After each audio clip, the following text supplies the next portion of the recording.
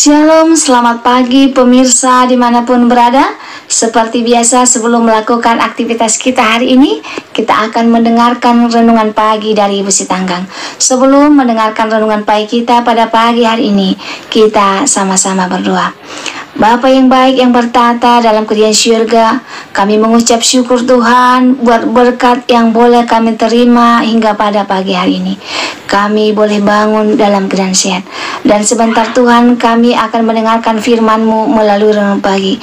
Kiranya firman-Mu ini Tuhan boleh kami mengerti dan kami dapat melakukannya dalam kehidupan kami. Berkati umat-umat Tuhan yang mendengarkan firman-Mu pada pagi hari. Berilah mereka berkat kesehatan, rezeki yang daripadamu sepanjang hari ini. Berkati kami Tuhan sepanjang hari ini, mohon ampun dosa pelanggan kami, karena kami berdoa dalam nama Yesus yang menebus kami dalam dosa. Amin. Judul renungan pagi kita pada pagi hari ini, mengapa harus punya harapan? Ayat intinya saya ambil dari Yohanes 8 ayat 12. Aku adalah terang dunia. Orang yang mengikut aku tidak akan berjalan dalam kegelapan, tetapi akan memperoleh terang kehidupan. Saudara yang dikasihi Tuhan, Tuhan adalah terang dalam hidup kita. Ketika kita menghadapi kesulitan dan suka duka, firman Tuhan adalah pelita di depan kaki kita dan terang di jalan, menambah keyakinan dan kekuatan bagi kita. Seperti yang dikatakan Daud, sebab bersamamu adalah sumber kehidupan, dalam terangmu kami akan melihat terang. Mazmur 36 ayat 9. Tuhan adalah kebenaran, jalan dan hidup. Hanya dengan mengikuti jejak Tuhan kita dapat melihat terang dari kegelapan. Sama seperti ketika Yesus sedang berjalan, orang-orang Farisi, imam kepala, dan ahli Taurat tidak mengikuti langkah pekerjaan Tuhan Yesus. Sebaliknya, mereka menolak, menghukum, jatuh dalam kegelapan, dan akhirnya dihukum oleh Tuhan. Tetapi Petrus, Yohanes, dan yang lainnya mendengarkan suara Tuhan, mengikuti langkah pekerjaan Tuhan, menerima pembekalan terus-menerus dari Tuhan. Sekarang nubuatan kedatangan Tuhan kembali pada dasarnya telah digenapi, dan banyak orang menyadari bahwa Tuhan Yesus telah kembali. Bagaimana kita dapat mengikuti jejak Tuhan dan menerima terang kehidupan? Faktanya, firman Tuhan telah menunjukkan jalan bagi kita. Tuhan berfirman, berhubung kita sedang mencari jejak langkah Tuhan, maka kita pun harus mencari kehendak Tuhan. Firman Tuhan, perkataan Tuhan, sebab dimanapun ada firman yang diucapkan Tuhan, suara Tuhan ada di sana. Dan dimanapun ada langkah kaki Tuhan, perbuatan Tuhan juga ada di sana. Kita ingin mengikuti jejak Tuhan, kita harus mencari suara Tuhan di akhir zaman. Ketika kita mendengar suara Tuhan, kita telah melihat penampakan Tuhan dan mengikuti jejak anak domba, hidup dalam terang. Saudara yang diberkati Tuhan, mungkin ada di antara kita yang bertanya-tanya, kenapa saat berada di masa gelap dalam hidup atau sedang berada dalam masalah, kita tetap perlu punya harapan? Iya, mungkin ada beberapa dari antara kita yang tidak mengerti betapa pengharapan itu punya fungsi yang sangat penting. Untuk itu kita akan pelajari pagi ini, apa fungsi dari harapan yang kita miliki. Yang pertama, harapan membantu kita mencapai tujuan. Tanpa harapan, tujuan kita akan lebih sulit tercapai. Bayangin saja, mungkinkah kita bisa mendapatkan tubuh yang ideal kalau kita sama sekali nggak punya harapan untuk mendapatkan tubuh yang ideal? Tidak mungkin kan? Harapan itu semacam visualisasi akan seperti apa kita kelak di masa depan. Dan inilah yang akan terjadi, bahan bakar kita untuk melakukan apapun yang sekiranya akan membawa kita kepada visualisasi itu. Jika kita memiliki harapan ingin hidup dekat dengan Tuhan, maka kita akan melakukan sesuatu yang membuat kita bisa hidup dekat dengan Tuhan. Yang kedua, harapan mengubah perspektif. Kita semua tanpa terkecuali akan melewati suatu masa di mana kita akan gagal dan merasa kecewa. Tapi saat itu terjadi, harapan akan membantu kita mengubah perspektif atau cara pandang kita. Alih-alih melihat kegagalan sebagai sesuatu yang memalukan, kita akan melihat kegagalan itu sebagai media untuk bertumbuh dan mengembangkan diri, serta untuk melihat kesempatan di setiap tantangan.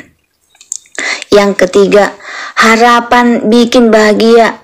C.S. Lewis menulis buku yang berjudul Making Hope Happen, menjelaskan bagaimana harapan menolong kita melalui momen-momen yang bikin kita stres dan cemas.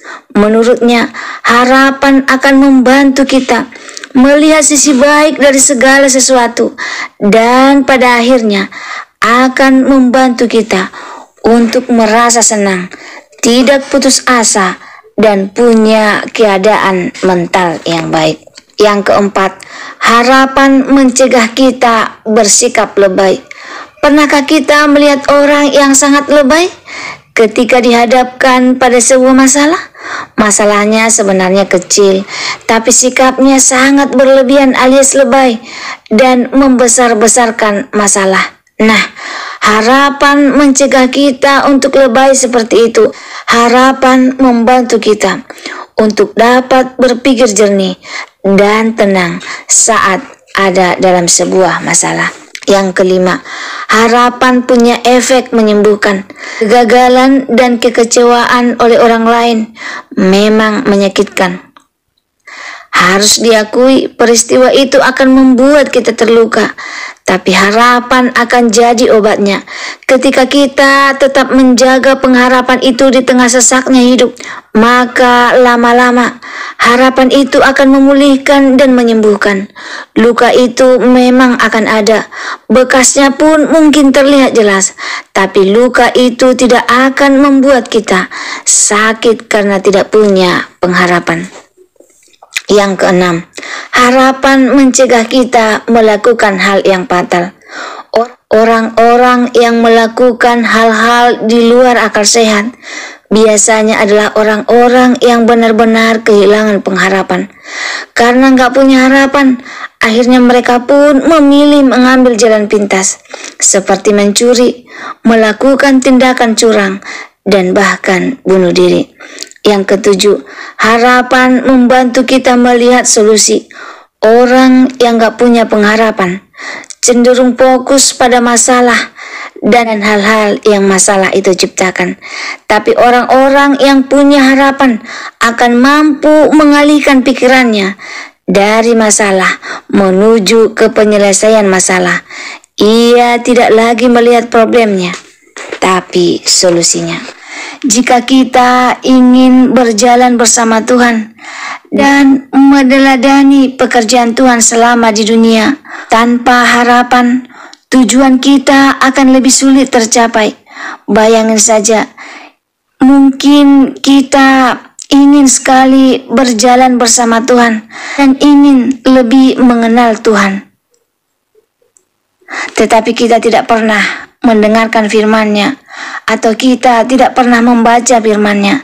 Harapan itu semacam visualisasi akan seperti apa kita kelak di masa depan. Pemirsa yang diberkati Tuhan, harapan membantu kita untuk mengambil langkah-langkah positif yang dapat membawa kita ke hasil yang positif.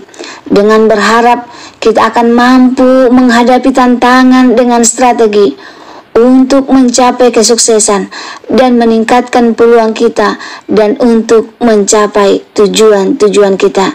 Semoga firman Tuhan pada pagi hari ini dapat menolong kita untuk selalu berpengharapan kepada Tuhan, karena Tuhan adalah terang dalam kehidupan kita.